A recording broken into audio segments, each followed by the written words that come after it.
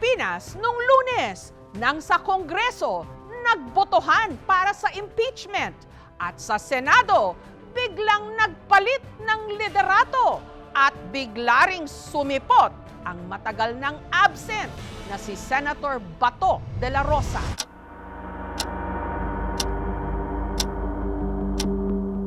Meron na po mga operatiba ng NBI at ng CIDG ang pupunta dito para ako yung aristuhin.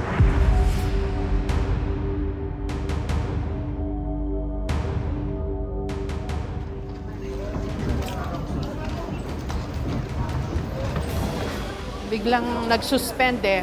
Mukhang may malaki raw mangyayari today.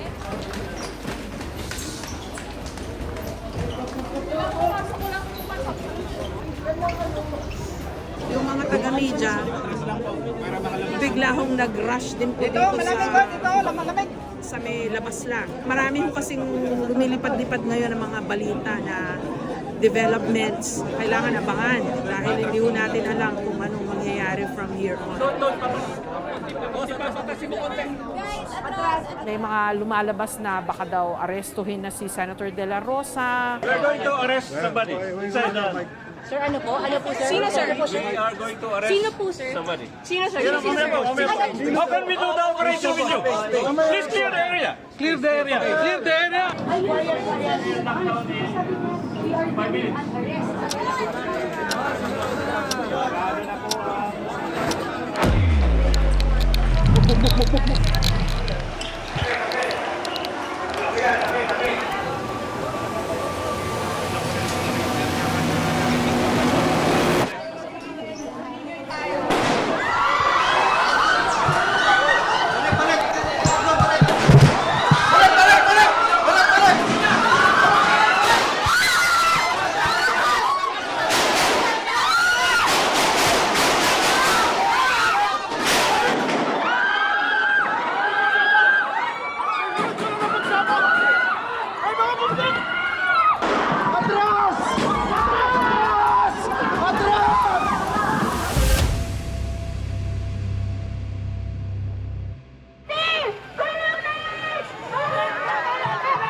Hapon pa lang nitong Miyerkules at 13 ng Mayo, tensyonado na ang Senado sa labas at kahit pa sa loob. Ganito, iho, ang pagsasabi ng I'm not finished. Hindi yung I have the floor with the burning eyes and the very high voice. So ang suggestion ko, isampa na yung ethics case at doon na po sa ethics committee natin pag-usapan ito dahil marami pang ibang mga mas importanteng bagay sa aking paniwala. Senator Padilla. Ano bang nangyayari? Ba't ba hindi kayo magbate? Mahirap makipagbati nang wala namang nag-apologize. On record dapat. Kasi on record niya sumigaw. Sinubukan naming kunan ng pahayag ang nakaalita ni Senator Padilla na si Senator Kiko Pangilinan pero tumanggi siya.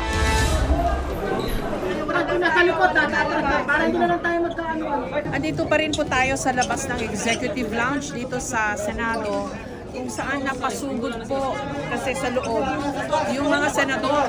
Nagse-session po sila tapos biglang nag-suspend yung mga taga-media. Bigla hong nag-rush din po dito sa may labas lang. Marami ho kasing lumilipad-lipad ngayon ng mga balita na developments. Medyo nagkaroon ng commotion uli si Senator Robin at si Senator Pangilinan. But it was quickly settled.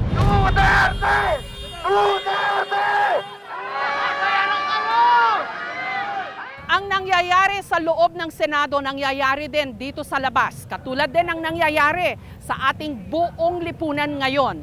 Hati, may magkabilang grupo o panig. Nagpapalitan ng maanghang na salita. Nagkakagirian. Kukunin nila si Senator Bato de la Rosa.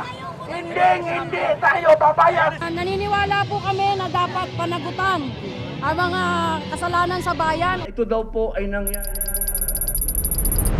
November 2025, nawala na parang bula si Senator Ronald Bato de la Rosa matapos umugong ang balitang aarestuhin siya ng ICC o ng International Criminal Court dahil sa kasong Crimes Against Humanity.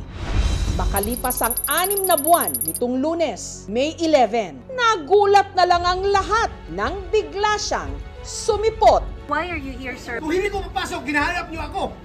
Di ba? Ngayon papasok ako, tatanungin niyo ako bakit ako pumapasok. Inireklamo niya ang NBI agents na tinangka siyang hulihin hanggang nadapa pa siya sa hagdan. Business na sige. Wala silang respeto sa institusyon ng Senado. Dahil present si Senator De La Rosa, nadagdagan ang lamang ng kanyang mga kaalyado. Ang minority naging majority. Sila na ang may hawak ng Senado. At ang bagong Senate President, si Senator Alan Peter Cayetano. But I will support the Constitution of the Philippines. Pero mula nung sesyong yon, hindi na nakalabas pa ng Senado si Senator Bato dahil sa bantang aarestuhin siya. Sana alagaan nyo kami. Huwag nyo kami ibigay doon sa mga dayungan. May 13, nakapanayam ko siya. Ito ang huli niyang sit-down interview bago nagkagulo sa Senado. Senator De La Rosa, maraming salamat po sa interview na ito. Maraming salamat din sa iyo, Jessica, sa pagkakataon na ako ay muli mong i-interviewin. 3 araw na ho kayo nakatira dito sa Senado. Opo. Kamusta ho? Okay lang naman po. Masaya. Dahil halos araw-araw, ang daming mga supporters na umaakyat at nagpapahayag ng kanilang suporta. So nabubuhayan po tayo ng dugo. Pwede ho bang pakikwento nyo sa amin mula umpisa nung kayo po'y sumulpot ulit dito ho sa Senado after 6 months daw ho na absent kayo? Tinawagan ako ng aking mga kasamahan na kailangan andito ako sa Senado para sabutuhan. Tagal ko na rin plano, balak talaga na mag-resurface dahil nga aside doon sa planong change of leadership, yung alam ko may darating na impeachment trial, pareho nating mga trabaho yan eh. Tapos pangatlo, yung nahihiya na ako doon sa sabi ng mga pupuna sa atin na sige tayo tanggap ng sahod galing sa gobyerno, hindi nagtatrabaho. Nagtatrabaho naman tayo, yung opisina natin nagpa-function, pero absent ka lang tayo. Pero ang aking pagmumonitor is distant monitoring. Pero of all days, bakit ho nung araw na yun? Kasi sinabi nila may botohan. Yeah, tama may ho? botohan. At tungkol saan daw ho yung botohan? Change of leadership ng Senado. So kung hindi ako magdating, hindi namin makuha yung leadership dahil ako ang pang-13th vote. So parang may coup ng leadership ng Senado. Yeah. Pwede mo malaman sino tumawag po sa inyo? Si Senator Alan Cayetano, yung aming majority leader. Paano ho kayo pumunta rito? Kasi parang ibang kotse daw ho yung sinakyan nyo eh. Pinasakay ako doon sa van. Van nino po. Hindi ko alam kung kaninong van yun. Basta sabi ni Senator Alan, sumakay ka dyan sa van. Alam nyo ho ba na may mga naghihintay sa inyo? Ay kung alam ko na may nag-aabang, hindi na ako papasok. Tapos, kwento nyo nga ho, pagpasok nyo, Pagpasok ko, doon sa pintuan, sa gilid, may mga nakaupo. 2 babae, saka may mga lalaki. Akala ko mga staff lang yun na senador o kaya mga driver na senador. Pagdaan ko, tumayo sila, hinarang ako. Sir, NBI kami. Hinawakan yung braso ko. So nagpumiglas ako. Piglas ko gano'n, takbo na ako, habulan na kami hanggang nakarating ako sa session hall. yun ho yung sinabi nyo, nakipag-wrestling kayo. Yung Kasi nagpumiglas Piglas kayo. ako, Kasi ang sabi ho yata ng NBI ni Director Matibag, kaya kayo nasugatan, nadapa Nadapa, kayo. nadapa ako. Hindi dahil Tama. dun sa pagkaka-wrestle ho sa inyo. Hindi. Pagkadapa ko. Sa Nadapa. pagtakbo ko. Bakit ho kayo nadapa? Overspeeding. Run for your life. Yung ginawa ko eh. Takbo! Sa pinakamabilis na takbo, gawin mo para makarating ka sa session hall. Kaso, ang dami ho ngayon natatawa, kinukutsa kayo dahil dun po sa pagkakadapa ninyo. Sige lang. Kung kaligayahan nila yan, ibigay natin sa kanila yung kaligayahan nila. Ano po nangyari sa kamay nyo? Pwede po makita? Ito, yung mga sugat na yan. Hindi Minor lang noon, minor na. Hindi fracture. Hindi naman. Gas-gas lang kunti. Tapos pagdating nyo sa session hall, ano na ho nangyari? Yun, sinabi ko sa mga kasamahan ko na hinarang ako doon sa baba. Kamusta na po kayo ni former Senate President Soto? Okay naman. Okay naman. Mataas naman respeto ko sa kanya. An NBI representative came to see me and told me they have a warrant of arrest for Senator De La Rosa. I said, coordinate with OSA. I didn't realize that he was coming. Connected ho ito sa impeachment ba ni Vice President Sara Duterte? Hindi natin masabing connected, no? Hindi namin napag-usapan ni Alan na bumoto ka para sa impeachment ni BP Sara. No. Ang sabi niya is, kailangan pumunta ka dito para mag-agaw natin ang majority. Eh, normal naman yan sa Senado. Walang minority na gustong manatiling minority forever. Pero hindi ko maiwasan din ngayon yung mga speculation na, kaya siya nandyan para hanggang botohan kay Sara Duterte sa impeachment niya, makakaboto rin siya. Ano masasagot niyo ho doon? That's my duty to vote. So they cannot question me for being here and to sit as a senator judge because it is my duty as a senator. Yung 6 months po na absent kayo, pwede ho malaman kung nasan kayo nagpunta? I was with the fowls of the air and the beast of the field. Nasa Davao daw ho kayo? I was all over the Philippines, but I never went out from the Philippine jurisdiction because I am a Filipino. Our last stops is let generation see our country free. Ang state of mind niyo po ngayon, kanina napanood ko yung mga interviews niyo Minsan umiiyak kayo, napapakanta na kayo.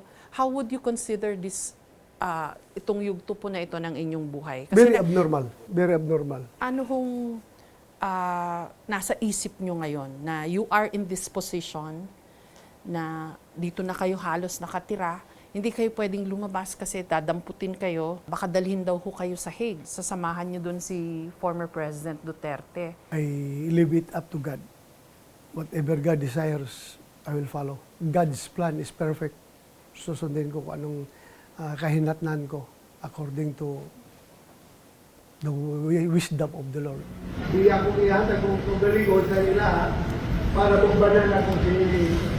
Sabi ngayon ng iba, dati di ba sabi niya gusto niyang samahan, bakit hindi pa siya pumunta ngayon na hinuhuli siya para dalhin doon? Nagbago ang aking posisyon dahil nung nandun na si President Digong at binibisita ng mga taga Davao, ay hindi pala pwedeng makabisita basta-basta doon, kundi yung immediate family lang ang pwedeng makakita sa kanya.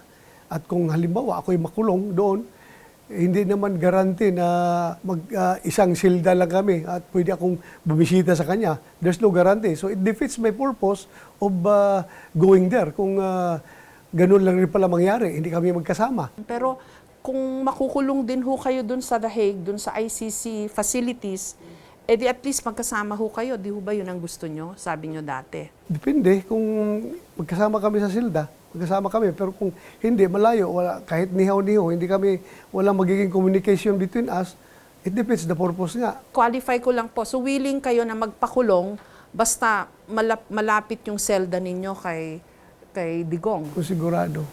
Yun naman po pala, willing naman po pala kayong magpakulong. Bakit ayaw nyo pa hong sumama? From the very beginning, my stand is that I do not recognize the jurisdiction of ICC sa ating bansa because we are no longer a member.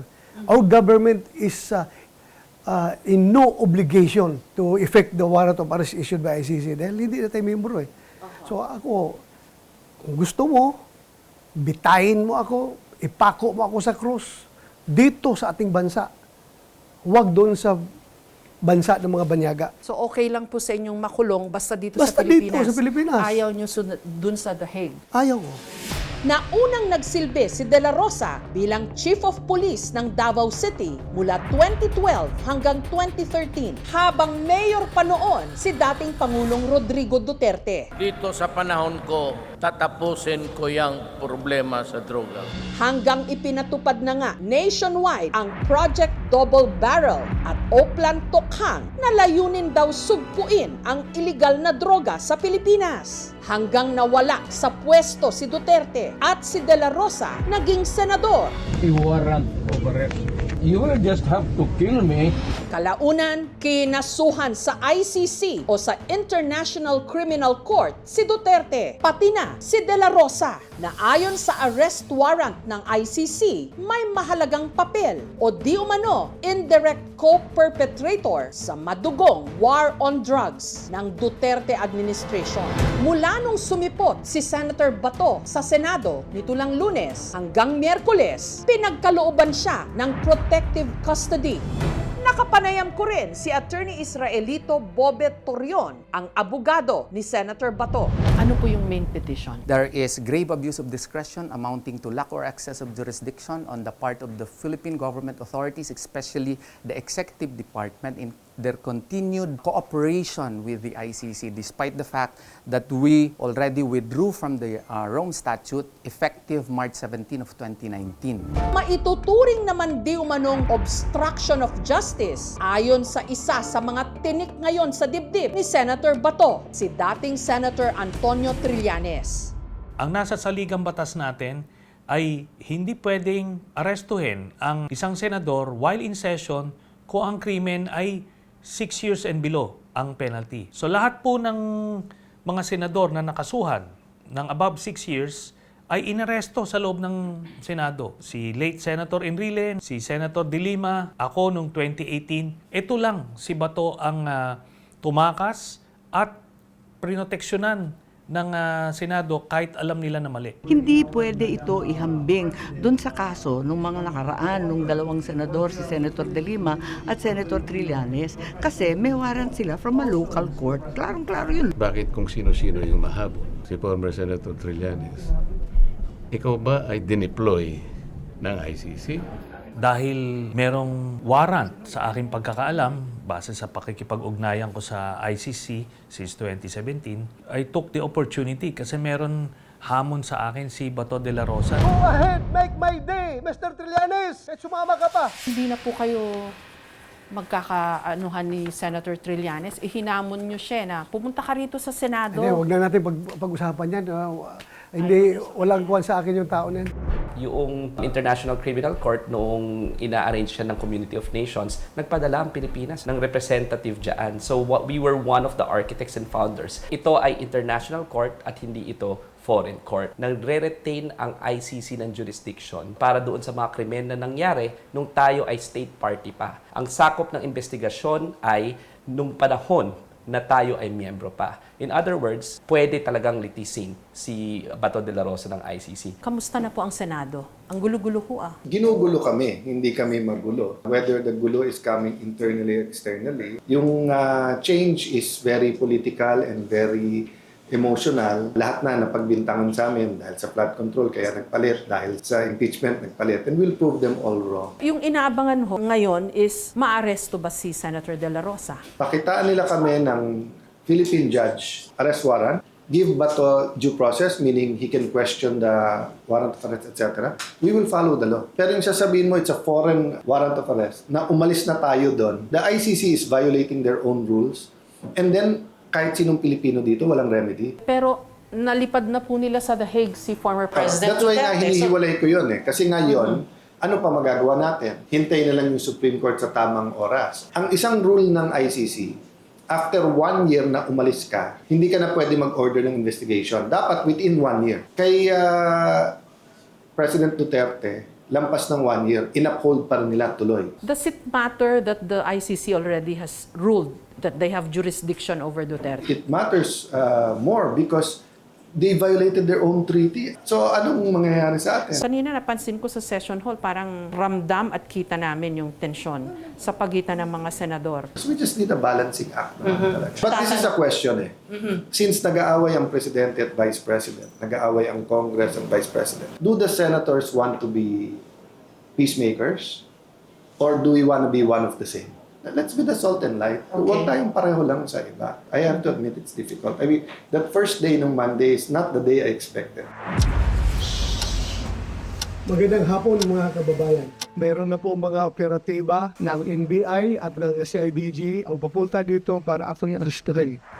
Mag-aalas 6 ng gabi nang natapos ang sesyon at lumabas ang ruling ng Korte Suprema na hindi nila bibigyan ng TRO o ng Temporary Restraining Order si Senator Bato laban sa kanyang ICC arrest warrant. Andito pa rin po tayo sa labas ng Executive Lounge dito sa Senado kung saan napasugod po kasi sa loob yung mga senador. Mag-aalas 7 ng gabi, humarap sa media ang Acting Sergeant at Arms o hepe ng security ng Senado, si General Mau Aplasca. Sino, sir? We are going to arrest Sino po, sir? somebody. Sino, sir? How can we do the operation with you? Please clear the area. 5 minutes. Nung oras na yon, nasa loob pa rin ng Senado ang ilang mga miyembro ng media, pati na ang aming team. Sa labas, nagbarikada ang mga pulis at mga rallyista. 7:18, namataan sina Senator Bato at Senator Robin Padilla na pumasok ng elevator. Hanggang dumating na sa Senado ang hinihintay na articles of impeachment laban kay Vice President Sara Duterte mula sa Kongreso. Lalo pang naalarma ang Senado nang may pumasok na armadong grupo. Mga miyembro ng MSEG o ng Marine Security and Escort Group. Kasunod nito, narinig ang tunog ng drill o pagbabarena sa lumang pinto sa ground floor ng building. Ang tunog galing dumano sa building ng GSIS na konektado sa Senado. Dahil hindi malinaw kung saan nanggaling ang tunog, ang hinala tuloy ng mga nasa Senado, baka may nagtatangkang lumusob. Anong daanan po ito, sir? Sorry. Walang pasok dito. Maya-maya pa sa second floor ng Senado, ito ang nasaksihan ng aming team na naiwan doon.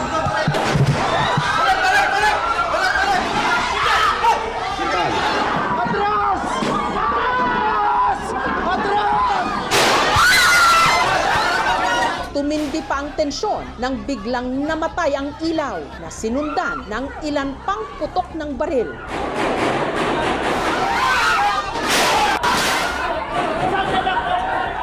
Nakita ng aming team sa isang daanan sa sumulong hall ng Senado ang mga umaaligid na armado na parang may sinusundan. Baba! Baba! Baba! Baba!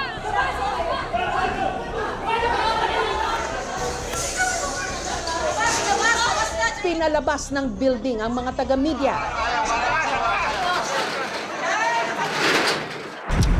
Sa pamagitan ng Facebook Live, nagbigay ng pahayag si Senate President Cayetano. We are allegedly under attack. My number one priority to secure the senators. I will not arrest Senator Bato, just to be clear. Sa ipinost namang litratong ito, sinabi ng mga senador na ligtas sila. Pero kapansin-pansing hindi nila kasama si Senator Bato. Itinanggi ni NBI Director Melvin Matibag na sa kanilang hanay nang galing ang mga putok ng baril. Wala naman po kami dineploy doon at wala namang utos na may aarestuhin po si Senator Bato. Wala pong instruction kahit na kanino na hulihin si Senator Bato. Sa isinagawang investigasyon ng PNP SOCO o Scene of the Crime Operatives, 32 bala ang nakita. Habang isinasagawa ang investigasyon, muling nakita si Senator Bato na nakipagkamay pa sa mga pulis. Nag-post din ang kanyang abogado na si Attorney Torion ng litrato, pruweba na nasa Senado pa raw si Senator De La Rosa. Pinakita ko nga sa inyo eh. Ito nga eh, o yan o, 12:13 a.m. o yan o. Sa investigasyon, inalam kung saan ba nanggaling ang tunog ng barena na siyang nakadagdag ng tensyon. Ayon sa NBI, GSIS ang nagsagawa ng pagbabarena ng pinto. Ginawa raw nila yon para wala roong makalusot. Tinatanggal po nila yung lock because the access from the Senate going to GSIS, yung susi po ang doon po sa Senate. Kaya raw nasa GSIS ang mga taga-NBI Lunes ng hapon at gabi dahil din hiniling ng GSIS ang tulong ng NBI para sa seguridad ng kanilang gusali. O saan? Ang pumutok sa amin si Aplasca. Inamin ng Sergeant at Arms ng Senado na si General Aplasca na siya ang nagpaputok ng warning shot. Sinalid po kung sino sila. Sumugot naman na the NBI agents. Bakit kay Armando, ibaba niyo yung mga baril nyo? Instead of lowering down the firearm, tinaas po nila yung baril, kaya nagpaputok po kami ng warning shot. Ang malaking tanong ngayon, Nasaan na si Senator Bato? Bandang alas 2:30 ng madaling araw nitong Huwebes, namataan daw si Senator De La Rosa kasama si Senator Robin Padilla paalis ng Senado. Mali yung word na escape. Di ba there's no warrant? So, he's free to go. Dahil dito, itinuturing na ring person of interest si Senator Padilla ng NBI. Kung yung ehekutibo ay ine-enforce ang warrant dahil wanted si Bato de la Rosa, considered siya as international fugitive kung hindi siya nagsusurrender, yan ay tinatawag nating obstruction of justice. Lahat itong nangyayari na to is magkakaugnay. Hindi nangyayari ang mga bagay-bagay sa politika out of nothing. Let's face the fact na lahat ng nangyayari ngayon, ang kanyang patutunguhan walang iba kundi 2028 elections. Tinatayang 6 to 30,000 ang bilang ng mga namatay sa gyera kontra droga ng Administrasyong Duterte. Isa sa mga nawala sa madugong gyera kontra droga ni Duterte, si Danilo, construction worker, mister ni Purisima. Siya yung breadwinner. Siya talaga yung naghahanap buhay sa amin. Ang trabaho ko lang din naman la bandera. Gabi, noong August 3, 2017, nabulabog na lang sila nang may dumating na mga armadong lalaki sa kanilang bahay sa Caloocan. Pagpasok sa amin, nagmamakawa po ako. Kita namin na talagang hinangat na talaga yung Armalite para tutok na doon. Tapos yun, may putok na nangyari. Napakasakit talaga sa akin yung ganun, na papatayin na lang ng ganun. Hindi naman dapat na porket nag-addict o nagtutulak, kailangan na nila talagang patayin. May proseso naman ng gobyerno na i-rehab kung talagang gumagamit. Hindi yung ang solusyon patayin agad. Kaming mga may hirap, yun ang biktima sa war on drugs, hindi yung mga matataas. Ano pong masasabi nyo dun sa mga nagsasabi na kami nga, mga nawalan kami ng anak, ama, eto kami tumitindig, lumalaban. Eto si Bato, tumatakbo. Sabi naman, palit kami ng posisyon. That's a basic human instinct if your life and liberty is at stake. Ano pong masasagot nyo dun sa mga namatay? Ako'y nakikiramay sa lahat ng namatayan nung war on drugs. Based on records, tingnan ninyo kung ilan yung mga pulis na inibisigahan, kinasuhan at mayroon pa nga na-convict dahil nga yung Kian de los Santos na kaso, konbiktado ang pulis. Tayo ang nagpapalo up noon ng kaso na yun. May order sa niya, shoot to kill. Si President Duterte po naringgan ng ilang beses ng ganun na uutusan niya raw lahat ng law enforcement agencies para patayin yung mga nagda-drugs. Hyperbole lang yan Dahil kayo po ang chief PNP noon, di ho ba dapat kayo yung accountable? Give me any evidence na sabi ni President Duterte, patayin natin lahat yan. Wala. Because I'm a policeman. I know how to do my job properly. Sa daming target, yung iba ng laban, expected talaga natin na may mamatay. Yung sinasabi niyo ho ngayon, there are actual dead bodies and hindi lang daw po 6,000, kundi pwedeng umabot ng 30,000. Yung nagpapabloat ng numbers, yan yung mga tao na kalaban ni Duterte. Ilang cases na present nila sa ICC? Sabi nila 12,000. Ilang na-present nila doon? Meron ba doon 36 ba yun? O 40 plus? Kahit sinasabi niyo po na hindi niyo sinunod yung utos ng presidente noon, there are dead bodies as evidence. Dead bodies, pero huwag ninyong sabihin na isahin niyo, buuhin ninyo yan. Na lahat yan extrajudicial killing. Isa-isahin nyo, imbestigahan bawat kaso, kung ano nangyari dyan, malaman mong katotohanan.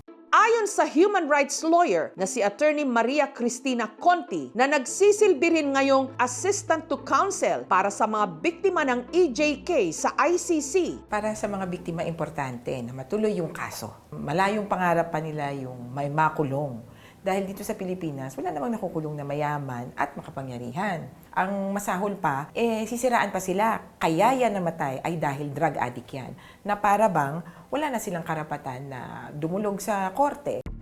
November 2025 pa inilabas ng ICC ang arrest warrant kay Senator Bato. Judges assessed the material submitted by the prosecution and found reasonable grounds to believe that Mr. De La Rosa is allegedly criminally responsible as an indirect co-perpetrator for the crime against humanity of murder. Si Senator Bato de la Rosa kasama na sa wanted persons list ng ICC. We will definitely submit to the request of the ICC sitting senator si Senator Bato. Opo. Diba? Pero pag may attempt ka nang umalis sa Pilipinas, teka, ibang usapan na to. Paano po naman dun sa mga nagsasabing, ayan si Bato, naging PNP chief yan, chief implementer ng batas nung siya ay chief PNP, tapos naging senador, legislator, tagagawa ng batas. So you're supposed to be a man of law. Yun po ang expectation sa inyo. Bakit hindi na lang kayo mag-submit to the law now that the ICC wants you to account para po dun sa mga namatay na libo-libo na extrajudicial killings? My actions are in accordance to the law. Ano pa hong balak niyong gawin? Exhaust all available legal remedies.